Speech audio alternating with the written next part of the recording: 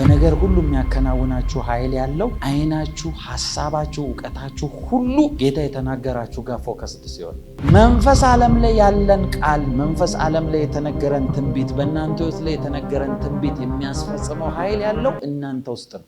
ሰው በልቡ እንዳሰበ እንደዛው ነው የሚለው የምትሆነው። እየሆነብህ ያለውም እያሰብክ ያለው የነፍስ ፕሮስፔሪቲ ያለው በእውቀት ነፍሳችሁ የሚመልሰው ዕውቀት ከሌለ የጠፋችሁት የዛን ጊዜ።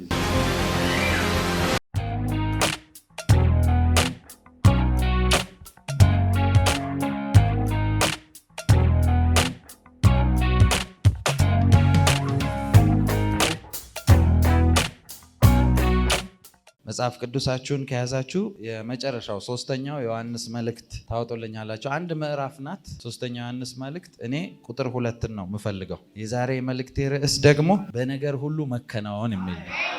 ወዳጄ ሆይ ነፍስ እንዲከናወን በነገር ሁሉ እንዲከናወንልህ ጤና እንዲኖርህ እጸልያለሁ። በነገር ሁሉ እንዲከናወንልህና ጤና እንዲኖርህ እጸልያለሁ። ጤና እንዲኖርህ እጸልያለሁ። እሺ ኢያሱ ምዕራፍ 1 ቁጥር 7 እና 8 አንብብልኝ። ነገር ግን ጽና እጅግም በርታ። ሰምታችኋል? ኢያሱን ያለው ይሄ ሙሴ ካለፈ ከሞተ በኋላ ነው። ሙሴ ብቻው ከሄደ በኋላ ኢያሱ ብቻውን ሆኖ ተጨናንቆ በነበረበት ሰዓት የእግዚአብሔርን እጅ የእግዚአብሔርን ኃይል የሚፈልግበት በነበረ ሰዓት ነው የእግዚአብሔር ድምፅ የመጣለት። እሺ አንብብልኝ። ነገር ግን ጽና እጅግም በርታ፣ ባሪያ ሙሴ ያዘዘን ሕግ ሁሉ ጠብቅ አድርገውም፣ በምትሄድበትም ሁሉ እንዲከናወንልህ ወደ ቀኝም ወደ ግራም አትበል። የዚህ ሕግ መጽሐፍ ካፍህ አይለይ፣ ነገር ግን የተጻፈበትን ሁሉ ትጠብቅና ታደርግ ዘንድ በቀንም በሌሊትም አስበው። የዚያን ጊዜ መንገድህ ይቀናልሃል ይከናወንልሃል። እንግሊዘኛው ዮሐንስ መልእክት ላይ ያለው ላንብብላችሁ። Beloved, I wish above all things that thou mayest prosper and be in health even as thy soul prospers ነው የሚለው። እንዲከናወንልህ የሚለው ፕሮስፐር ያድርግ ነው የሚለው። በጤና ፕሮስፐር፣ ነፍስ ፕሮስፐር ታርግ ነው። በደንብ ስሙኝ። አማርኛው እንዲከናወንልህ የሚለው ቃል ፕሮስፐር አድርግ ነው። ኢቭን ይኸውላችሁ የግሪኩንም ቃል ተርጉሙት ከፈለጋችሁ። መከናወን የሚለው ይኸውላችሁ መከናወን ማለት ለምሳሌ እናንተ መከናወንን ስታወሩ በቃ የሆነ ነገር ተሰካካልኝ ተከናወነልኝ ከሚል ጋር አይደለም። ኢን ኤቭሪ ዳይሬክሽን፣ በሁሉም ዳይሜንሽን የነካችሁት ሁሉ ፍሬን ሲሰጣችሁ፣ የነካችሁት ሁሉ ሲበዛላችሁ ማለት ነው። እተነብያለሁ ለአንድ ሰው የገባበት ሁሉ ያፈራል፣ የነካችሁት ሁሉ ይበዛላችኋል። እስቲ አሜን በሉ፣ እስቲ አሜን በሉ። እውነተኛ የሆነ ከእግዚአብሔር የሆነ በረከት፣ እውነተኛ የሆነ ከሰማይ የሆነ በረከት አንድ ስትሪም ይዞ አይደለም የሚመጣው። ለምሳሌ አንድ ሰው እግዚአብሔር ባርኮኛል ሲል የእግዚአብሔር በረከት የሆነች ሳይዱን ይዞ አይደለም የሚመጣው። ከኔ ጋር ናቸው? አንዳንድ ሰው ፋይናንሻል ብለሲንግ የለውም፣ ግን ስታዩ እኛ ከኛ ቤተሰብ የታመመ የለም፣ ሰላም ነን፣ በሽታ የሚባል ዘራችን ውስጥ የለም፣ ጥሩ ፋይናንስስ እሱ እንኳን የለንም። አንዳንድ ጊዜ ገንዘባችሁ እኮ ገንዘብ ኖሯችሁ ሂሊንግ የማይሰጣችሁ በሽታዎች አሉ። እነሱ አጋንንት ያስቀመጣቸው ናቸው እንጂ እንትን አይደለም። ሜዲካሊ ዲስከቨር ስንት ሰው አይቻለሁ። ስሙኝ፣ በጌታ ዛሬ ሲሪየስሊ የምነግራችሁን ስሙኝ። በነገር ሁሉ እንዲከናወንልህ ነው አይደል የሚለው። ጌታ ኢየሱስ ከእናንተ ጋር ሆኖ ጌታን ይዛችሁ የጌታ ብለሲንግ አንድ ስትሪም ይዞ አይደለም በረከቱ። ፕሮብሌሙ ምንድነው? ነግራችኋለሁ። ሰዎች ታዲያ የሆነን ነገር ይዘን ፋይናንስ ከሆነ ፋይናንስ ትይዛለን። አንዳንድ አገልጋዮች ቅባት አላቸው፣ ቅባታቸው ብዙ ነገር እኮ ይጎትታል። እነሱ ጋር ሲመጣ የለም። እኔ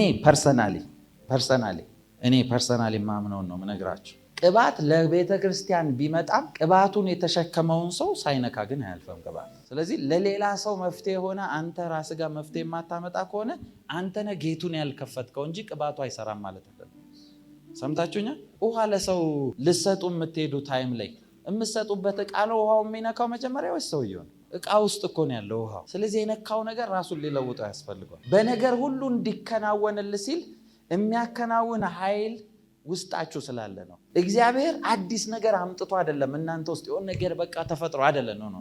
ለምን ይመስላችኋል? ይኸውላችሁ እዚህ ስፍራ ላይ ዮሐንስ መልእክት ላይ ሶስተኛው ዮሐንስ መልእክት ላይ ወዳጄ ሆይ በነገር ሁሉ እንዲከናወንልህ ከዛ ጤና እንዲኖርህ ይላል አይደል? ጤና እንዲኖርህ የሚለው የስጋን ጤንነት አይደለም። ከፈለጋችሁ የቃሉን ትርጉም ሄዳችሁ አንብቡ። በሁሉ ነገር ኤክስፓንድ ማድረግ፣ በሁሉ ነገር መስፋት ነው ጤነኛ የሚያስብላችሁ እንጂ ከበሽታ መትረፍ አይደለም። ጤና እናንተ ህይወት ውስጥ የሆነ ነገር ኖሮ ከዛ በኋላ ይቀጥላል። ግን ትላላችሁ። ግን የሚል የጨመራችሁበት ለምሳሌ ላሳያችሁ። ብዙ ጊዜ አሁን ስለ ብሌሲንግ ስለ ፕሮስፔሪቲ ምናምን ስናነሳ ሰው ፋይናንስ ብቻ ስለሚመስለው አይ እነዚህ የእንትን ሰባኪ አይ ስለዚህ ስብከት ይላል። ፓኬጅ ነው ይሄ ቃል። ብዙ ነገር በውስጡ የያዘ ፓኬጅ ነው። ጤናችሁን የያዘ፣ ፋይናንሳችሁን የያዘ፣ ሰላማችሁን የያዘ፣ የነካችሁት ሁሉ እንዲለመልም የሚያደርግ ፓኬጅ ነው። በደንብ ስሙኝ። እናንተ በክርስቶስ ይላል አይደለ? የአብርሃም ርስት ወራሾች ናችሁ ይላቸዋል አይደለ መጽሐፍ ቅዱስ። እሱ ውስጥ ያለው ደግሞ ኪዳኑ ከሰራው ስራ ጋር ሳይሆን ውስጡ ነው የሚያበለጽገው የሚያበዛው በረከት ያለው። ለዛ ስለሆነ እኮ ነው ለሁለት እየተጣሉ ከሎጥ ጋር ልጆቻቸው ተጣልተው መርጠህ አንተ የፈለክበትን ውሰድ ሂድ ብሎ ተናግሮት ያኛው የለማውን አሪፉን ምድር መርጦ ሲሄድ ይሄኛው ደረቁ ጋር ሄደ። ደረቁ ጋር ሄዶ ደረቁን ያለማው። እስራኤል ሀገሪቷን ብታዩ አሸዋማ ሀገር ነው። ከዓለም አንደኛ የብርቱካን አምራች እስራኤል። ከዚህ በፊት ብያቸዋለሁ። አሜሪካ ሀገር ውስጥ የጂውሽ ኮሚኒቲ 3% ነው። ከቶታል የአሜሪካ ኮሚኒቲ 3% ነው። 97% የአሜሪካ ኢኮኖሚ ያለው በእነዚህ በ3% እጅ ነው። ምንድን ነው እንደዚህ የሚያደርገው? ኪዳናቸውን ስለሚያውቁ ነው። ውስጣቸው የተቀመጠውን ነገር ስለሚያውቁ ነው። መጽሐፍ ቅዱስ ይወላችሁ ወዳጄ ሆይ አለ ይሄን የምጽፍልህ በነገር ሁሉ እንዲከናወንልህ ሲል በነገር ሁሉ የሚያከናውን የእግዚአብሔር እጅ አለ ማለት ነው። አንዳንድ ሰዎች አይታችሁ አታውቁም? ቸርች መጥተው ምስክርነት ሲመሰክሩ እንደዚህ ላጸልይ መጥቼ ነበር፣ ይሄኛውም ሄደ፣ ይሄኛውም መጣ፣ እንትን ሆነ፣ ይሄ ተከፈተ። እነሱ የሚያስቡት እሱን ነው። ሰው በጭንቅላት ውስጥ ቤተክርስቲያን ሲመጣ እግዚአብሔርን የሚያስበው ልክ ቀበሌ እኮ አይደለም የእግዚአብሔር ቤት፣ ቀበሌ አይደለም የእግዚአብሔር ቤት። የሆነ ጉዳይ ያስፈጽማችሁ ለዛ ጉዳይ እግዚአብሔርን ስትደራደሩ እንደ ጠበቃ በዚህኛው ጉዳይ ይሄኛው በዚህኛው ጉዳይ እግዚአብሔር ፊት ስትመጡ እናንተ ናችሁ አንድ ኢሹዋችሁ የምታውቁት። ትሩዙን ልንገራችሁ፣ ጭራሹን እንደው ያንን ኢሹ ይዛችሁ እንድትመጡ ኢሹን የፈጠረው ራሱ እግዚአብሔር። ለምን? ሌሎች ኢሹዎቻችሁን በዛች ኢሹ አድሬስ ማድረግ ስለሚፈልግ። አረ ዝም ብላችሁ እስቲ የእግዚአብሔርን ኔቸር ተረዱት። አንዳንድ ሰው መጥቶ መልእክት ሲነገረው ያ ሰው እኮ ነው የመጣው። በዛ ሰው ምክንያት ፋሚሊ ሁሉ አክሰስ ሲደረግ አስባችሁት አታውቁም? ዘመድ ይጠራል፣ ማታውቁት የሩቅ የተረሳ ምናምን ሁሉ እነሱን ሁሉ እግዚአብሔር አድሬስ አድርጎ ይሄዳል። እንኳን እናንተ። ታዲያ ችግሩ ምንድን ነው? ይሄ ቃል ተሰጥቷችሁ በነገር ሁሉ የሚያከናውን በነገር ሁሉ የሚያበዛ በነገር ሁሉ ፍሬያማና ጤናማ የሚያደርጋችሁ ቃል ይዛችሁ ለምንድን ነው በነገር ሁሉ ፍሬያማ የማትሆኑት? በጤናችሁ፣ በፋይናንሳችሁ፣ በነካችሁት ነገር ሁሉ ፍሬያማ የማትሆኑት ለምንድን ነው? አንዱ በረከት ምንድን ነው የሚለው? ወዳጄ ሆይ ይልና ነፍስህ ሶል ፕሮስፐር እንድታረግ ይላል አይደል? ነፍስህ ነው የሚለው አይደል? ነፍስህ እንድትበለጽግም ጸልያለሁ። ለምን ከተባለ ይሄ ሁሉ የተጠራው በረከት ቁልፎ ያለው ነፍስ ጋር። ዳዊት 2 ቃል ሲናገር ከዚህ በፊት ብዙዎቻችሁ ይሄንን ቃል ሜንሽን ስለምታደርጉት ነፍሴ አታስጨንቂኝ ባክሽ ይላል አይደል? ነፍሱ ውስጥ ጥያቄ ስላለ ነው። ይሄ ለምን ይሄ ለምን ይሄ ለምን ይሄ ለምን? የነፍሱን ጥያቄ በእግዚአብሔር ዕውቀት ሲመልስ ደግሞ እንደዚህ ያለ ሳላውቅ ነፍሴ በከበረ ሰረገላ አስቀመጠች። መንገዴ ተከፍቶ ነው እንዲህ ያለው? ነፍሴ ነው አስቀመጠችኝ። ነፍሱ የሚታወክበት የሚጨነቀው አምላክ የት ነው ይሉኛል፣ ወዴት ነው ይሉኛል፣ ነፍሴ ታስጨንቀኛለች። መልስ ይሄን ጥያቄ ይኸውላችሁ፣ አንደርስታንድ አድርጉት። ይህን ነገር ነፍሳችሁ የሚመልሰው ዕውቀት ከሌለ የጠፋችሁት የዛን ጊዜ። ነፍሳችሁ ውስጥ ነገሮችን አድሬስ የምታደርጉበት፣ ነገሮችን የምትመልሱበት፣ ነገሮችን የምትካውቁበት ሌቭል ዕውቀቱ ከፍ ያለ ካልሆነ ጥፋት ውስጥ ያላችሁት የዛ ሰዓት። ለዛ ነው መጽሐፍ ቅዱስ ነፍስ ያለ ዕውቀት ትሆን ዘንድ መልካም አይደለም፣ ትክክል አይደለም። እስቲ ቆይ ጥያቄ ልጠይቃችሁ፣ እንደው ዝም ብዬ ራንደምሊ ልጠይቃችሁና ጌታ ድንገት ጌታ መጥቶ ባዶ ደረቅ ቼክ ባዶ ቼክ ፈርሞበት ቢሰጣችሁ ስንት ብር ትጽፉበታላችሁ? ልጠይቅ ነው ራንደም። ስንት ብር ትጽፋለህ? 1 ትሪሊየን። እሺ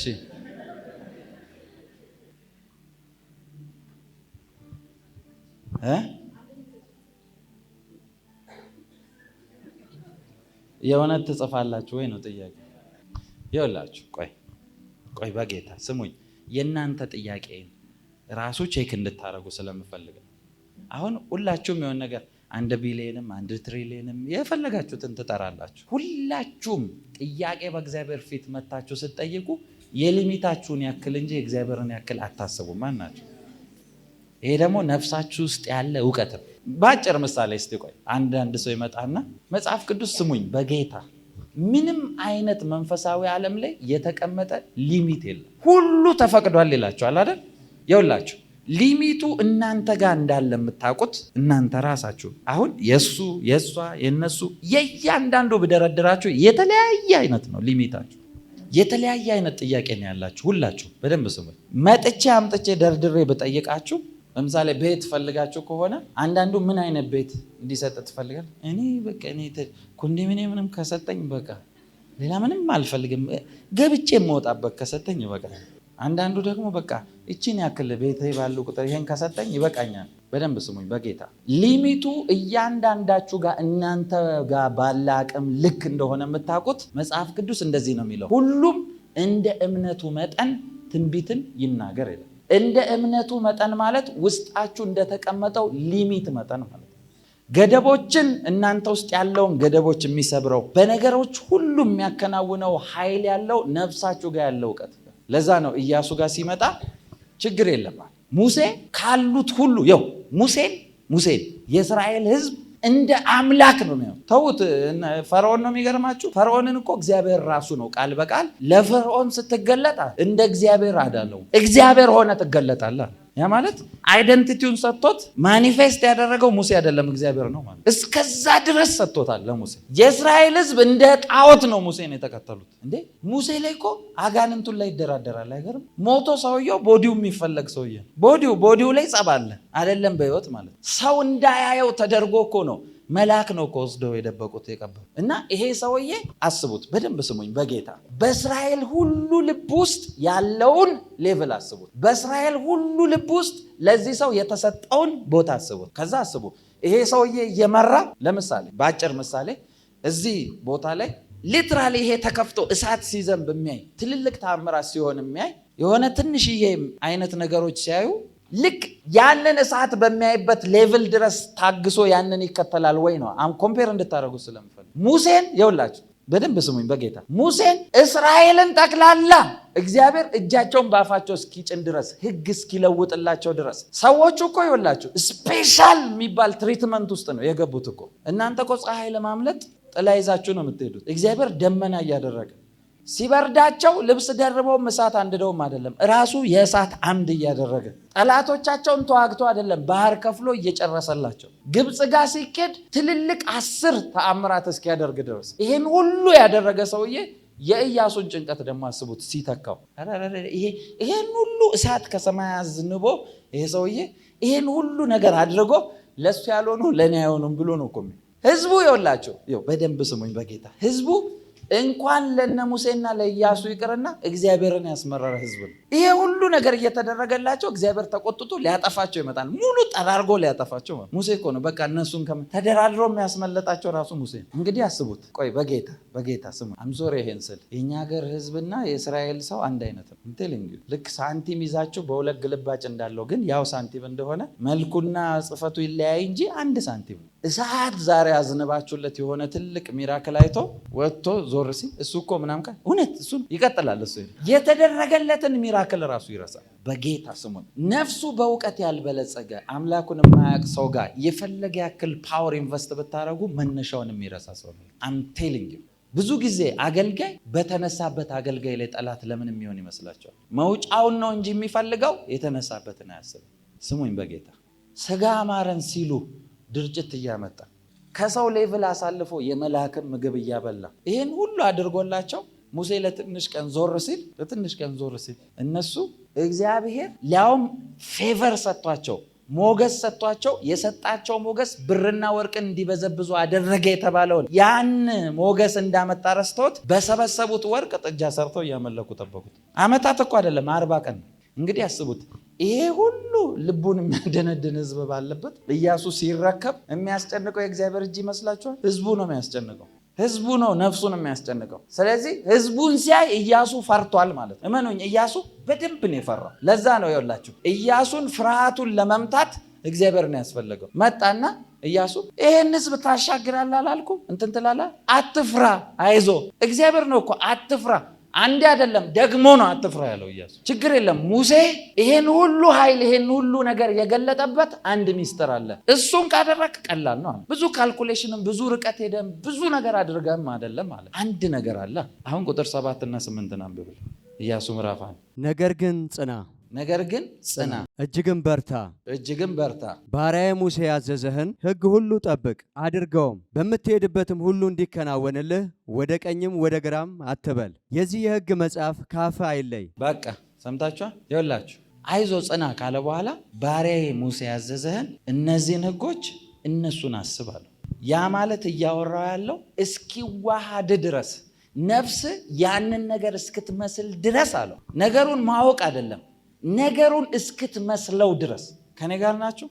ለምሳሌ በአጭር ምሳሌ ልንገራችሁ። አንዳንዶቻችሁ እናንተ ጋር እግዚአብሔር ስላስቀመጠውና ስለሰጣችሁ ነገር እንዲናንተ የሚል ትንቢት ሰምታችኋል። ያን ትንቢት እንዲነኮ ተብያለሁ፣ እንዲነ ተብያለሁ። አንዳንዶቻችሁ ዓመታት ፈጅቶባችሁ ይኸው እንዲነ ተብያለሁ።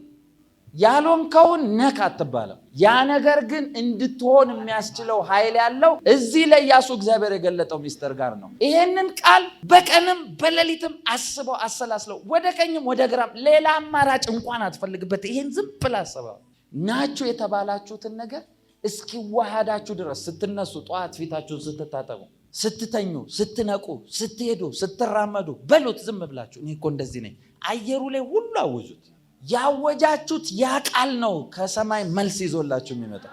እስቲ አሜን በሉ። ሳይንስ እንኳን ስሙኝ ራሱ ማኒፌስት አደረገ ያላት አይታችኋል። አስወጡት። አሁን ያጋንቴ ማስወጣ ፕላን እሳት ብላ ቀጥ ብለውታ እዛ ጋር አስወጡት። አገልጋዮች እውቀት ነፃ እንደሚያወጣችሁ እያያችሁ ነው። አጋንንቶች የሚነገራችሁን እንኳን ያውቃሉ ከእናንተ በላይ። ይኸውላችሁ መጽሐፍ ቅዱስ እንደዚህ ይላል፣ ሰው እንዳያስተውል የዚህ ዓለም ገዢ ልባቸውን አሳውሯል ይላል። ልብ የሚያወራው በምንድን ነው? እውቀት ሳይኖር ሲቀር። መጽሐፍ ቅዱስ ሕዝቤ እውቀት ከማጣቱ የተነሳ ጠፍቷል። የሚያጠፋችሁ ኃይል ስለሌላችሁ አይደለም፣ እውቀት ስለሌለ። ስሙኝ በጌታ። ለዛ ነው መጽሐፍ ቅዱስ ነፍስ ያለ እውቀት ትሆን ዘንድ አባት ቤት ሁሉ አለ ተብለ ልጅ እንደሆንክ እውቀት ከሌለ እንደ እንግዳ እንደምትቀመጥ ታውቃለህ። ያ ልጅ ከአባቱ ንብረትን ተካፍሎ የሄደው ሰውዬ ያን ሁሉ ጊዜ ፍዳውን እንዲበላ ያደረገው ስለ አባቱ ያለው የተሳሳተ እውቀት ነው። አባቱ ጋር ንብረቱን ተካፍሎ ወጥቶም ንብረቱ እስካለ ድረስ የከበቡት ሰዎች ሁሉ ንብረቱን በልተው ከጨረሱ በኋላ ሲበተኑ ያሰበው በቃ አባቴ በመጣ እንደ ባሮቹ አንዱ ነው የሚቀበለኝ ያለው እውቀት ነው። ጌታ ኢየሱስ መክሊትን ሰጠ ይላል። 3 አንድ የተሰጠው ሰውዬ ተሰጥቶታል። እጁ ላይ ያለው ነገር እንዳይበዛለት እንዳያተርፍ ያደረገው እሱ ውስጥ ነፍሱ ላይ የተጻፈው እውቀት ነው። ምን አለ ሲመጣ የታለ የሰጠው ካትርፈሃል ብሎ ሲጠይቀው አይ አንተ ካልዘራህበት የምታጭድ ካልበተንክበት የምትሰበስብ ክፉ መሆንን አውቄያለሁ። ማን የነገረ እንደዚህ ብሎ። ተመሳሳይ የተቀበሉት ሰዎች አትርፈው አብዝተው ሰጥተዋል። እናንተ ብዙ ሺህ ሰጣችኋል ተብሎ እስኪገቡ ማለት ይሄ ሰውዬ ኢቭን ለለዋጭ ለነጋዴ እንኳን አልሰጠህም፣ አብዝተው እንዲሰጡ ቆፍሮ ቀበረው ነው የሚለው። የብዙዎቻችሁ አቅም፣ ጥሪያችሁ፣ እውቀታችሁ፣ ኃይላችሁ፣ በረከታችሁ እራሳችሁን የቀበራችሁት። ለምን ካላችሁ የምታወጡበት የእውቀት መዝገብ የለም እናንተ ውስጥ። እናንተ እኮ በትንሹ የተሰጠን የዴሊቨራንስ ፓወር ብሉይ ኪዳን ላይ እንዳልነበረ ታውቃላችሁ። ይኸው ትንቢታቸውን ዳይሜንሽን ዴሊቨራንስ ፓወር የላቸው። አም ቴሊንግ ዩ መጽሐፍ ቅዱስ እነ ዳዊት ዘመን ጊዜ ስለ ክፉ መንፈስ ተነግሯል አይደል? ያ ክፉ መንፈስ ዳዊት በገና ሲደረድር ከሳውል ይሸሽ ነበር ነው። ይሸሽ ነበር ማለት ዳዊት እስካለ ድረስ አካባቢ ይለቃል፣ ሲመጣ ይመጣል። ተመልሶ ስለሚመጣበት እኮ ነው ዳዊትን ሊገል የሚያሳደው አለ። ተመልሶ ሲመጣ ደግሞ ዳዊት እንዳይመጣ አድርጎ ያው መንፈስ ነው የሚያባረው። ምክንያቱም ሲመጣ ስለሚያባረው ሊያውም ቶታል አይደለም። እናንተ ጋር እንኳን አጋንንት ማኒፌስት ሲያደርግ ስታዩ ከኦቶሪቲ ሁሉ በላይ ኦቶሪቲ እንደሰጣችሁ ማወቅ አለበት። ተውት ሌላ ትንቢት ምናምን ይባል። ጌታ ኢየሱስ ሲመጣ እኮ አጋንንት ማኒፌስት ሲያደርግ ነፃ ሲወጡ ምናምን ሲያዩ አይተው የማያውቁት ዳይሜንሽን ስለሆነ ምን አይነት ትምህርት ነው ይዞብን የመጣው እንዴት ያለ ትምህርት ነው ብለው ይደነቃሉ። አጋንንት ሲወጣ አይተው እኮ ነው ትምህርት የሚሉት። በዚሁ አጋጣሚ ዴሊቨራንስ ሲወጣ ምን አይነት ኃይል ነው የሚገልጠው አይደለም ያሉት። ይህን አይችለውም አጋንንት ነው። ምን አይነት ትምህርት ነው? በትምህርት አይመጣም ለሚሉ ሰዎች መልስ ነው። በነገር ሁሉ የሚያከናውናችሁ ኃይል ያለው አይናችሁ፣ ሐሳባችሁ፣ እውቀታችሁ ሁሉ ጌታ የተናገራችሁ ጋር ፎከስድ ሲሆን ወደ ቀኝም ወደ ግራም አትበል። እንዲህ ነህ ተብሏል አይደል? አማራጭ አትፈልግበት። ይሄን ብሏል አይደል? ያንን ብቻ አስቡ። በጌታ ስሙኝ። ለምን እንደዚህ እንደምላችሁ የመጨረሻ ይሄን ቃል ልንገራችሁ። እስቲ ትንቢት ተነግራችሁ ያልተፈጸመላችሁ የእግዚአብሔር ቃል ችግር ኖሮበት አይደለም። እናንተ ጋር ሲመጣ ግን ያ አይጣጣምም፣ አይዋሃድ፣ ነጥሮ ይመለሳል። አንዳንዱ እኮ ትንቢት ምንድን ነው የሚለኝ?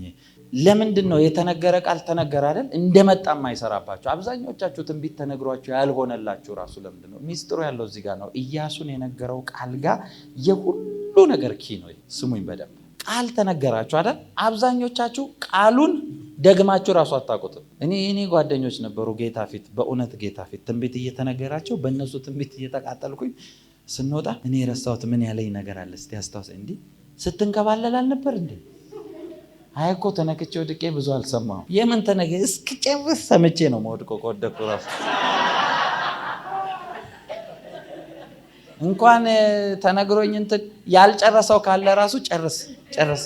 የእስራኤል ሕዝብ እኮ የተነገረው ትንቢት ላይ ኮንሺየስ ስላልሆነ ራሱ ላይ እኮ 30 ዓመት ጨምሯል። 400 ዓመት ተብሎ ፕሮፌሲ የተነገረው 430 ዓመት በኋላ ነው የወጣው። ምን የእግዚአብሔር የትንቢቱ ችግር ነው? ኖ እናንተ ጋር ያልሆኑ ትንቢቶች ለምንድን ነው ያልሆኑት? ይህን ጠይቃችሁ ታውቃላችሁ? እንዲህ ተብያለሁ፣ አሁን እንዲህ ተብያለሁ፣ አሁን እንዲህ በሄድክበት ትባላለህ። ለምን? ሲስተም ላይ ሎድ የተደረገው ያ ስለሆነ ያገኘ አገልጋይ ሁሉ ያንን ነገር ነው የሚነግረው። ልክ መንፈሳዊ ዓለም እንደ እንትን ነው፣ እንደ መጽሐፍ እናንተ ላይ ይከፈታል። ይሄ ነው የሱ፣ ይሄ ነው የሱ፣ ይሄ ነው የሱ፣ ይሄ ነው። አንድ እግዚአብሔር ሰው አንድ ጊዜ ኢንካውንተር ሰጠው። እግዚአብሔር ሄቨንን እያስጎበኙት፣ ኤንጅሎች መላእክቶች እያስጎበኙት ያሳዩታል። ይሄ እንዲህ ነው፣ ይሄ እንዲህ ነው፣ ይሄ እንዲህ ነው እያሉ መጨረሻ ላይ በአንድ ቦታ ወስዳችሁ አሳዩት ተብለው መላእክቶቹ ትእዛዝ ተሰጥቷቸዋል። እና ሰውየውን ሄዱና 2 ሳጥን ከፊት ለፊቱ አስቀመጡ። ከዛ ምንድን ነው ሲሉት ክፈተው አሉት። ሰውየው ሳጥኑን ሲከፍተው 2ቱም ሳጥን ወርቅ የሞላበት ሳጥን ነው። ስሩ ያለውን መልአክ ሲጠይቀው እንደዚህ ያለው በምድር ላይ በምትኖርበት ሁሉ የተመደበልህ በጀት ነበር አልከፈትከውም አለው ማለት። እና ያን ቪዥን አይቶ ነው የነቀው ሰው። በጌታ በኢየሱስ እነዚህ ወርቅ ሳጥኖች እናንተ ጋር ያለ ይሄ ነው የምትባሉት ያለው ነገር ነው የሚነገራችሁ። ለምንድን ነው የማይሆነው ነው ጥያቄ። ስሙኝ በደንብ።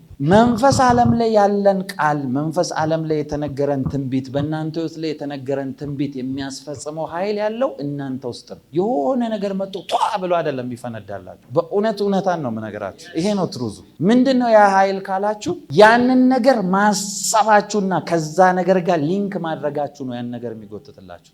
ለዛ ነው መጽሐፍ ቅዱስ የነፍሳችሁ የማሰብ ኃይል ስትሮንግ ከሆነ፣ ለዛ ነው መጽሐፍ ቅዱስ ሰው በልቡ እንዳሰበ እንደዛው ነው የሚላችሁ። የምትሆነው እየሆነብህ ያለውም እያሰብክ ያለው። ለዛ ነው ዮሐንስ ሲናገር ይሄ ሁሉ የመንፈሳዊ ዓለም ኪ የሚንቀሳቀሰው በዚች ቃል ስለሆነ ወዳጄ ወይ ነፍስ እንዲከናወን አለ። ነፍስ ፕሮስፐር እንድታደርግ አለ። የነፍስ ፕሮስፐሪቲ ያለው በእውቀት ነው። እስቲ እውቀት በሉ። በኢየሱስ ስም ባረካችኋለሁ። ሰማያዊ እውቀት እናንተን ይሙላችሁ። ሰማያዊ እውቀት ይሙላችሁ። በኢየሱስ ስም ይሙላችሁ። የሰማይ ጥበብ ዊዝደም ይሙላችሁ። ስሙኝ በደንብ። አንድ ጊዜ የመጨረሻ ቃሌ ነው። ዩኒቨርሲቲ ተማሪ እያለሁ ብር ተልኮልኝ የተላከልኝ 300 ብር ነው። 300 ብር ተልኮልኝ ባንክ ቤት ሄጄ ላወጣ ወረፋ ይዣለሁ። በጣም ብዙ ሰው ነው ያለው እና የሆኑ 2 ባልና ሚስቶች በሆነ ላስቲክ ምናምን ጠቅልለው ደግሞ እነሱ ብር ይዘዋል። ከዛ ሄድኩኝ ባንክ ቤት። እነሱ ከኔ ፊት ነበሩ። ጌታ ኢየሱስ ፊት ነው ማወራችሁ። ቃል በቃል ያየሁትን ነው ማወራው፣ ምንም ሳልጨምር ሳልቀንስ። ልብሳቸው ጋቢ የለበሱት መንጭቋል ብቻ ሳይሆን የሆነ ጠረናል። የሚሄዱት በባዶ እግራቸው ይኸውላችሁ። እነሱ እንትኑ ጋር ቆመዋል። የባንክ ምንድን ነው መስኮቱ ጋር አውጥተው ምንድን ነው ገቢ ልናረግ ብለው 30,000 ብር እያስገቡ ነው። እነሱን አየሁና ራሴን አየሁ። 300 ብር ለመቀበል ፏ ብዬ ነው የሄድኩት። ሊያውም ፏ ብዬ ብቻ አይደለም፣ ጓደኞቼም በኋላ ተዘጋጁ ምሳ በኔ ነው ብዬ ነው የወጣሁት። በእውነት ልጋብዝ ምሳ በኔ ነው ብዬ ነው የወጣሁት።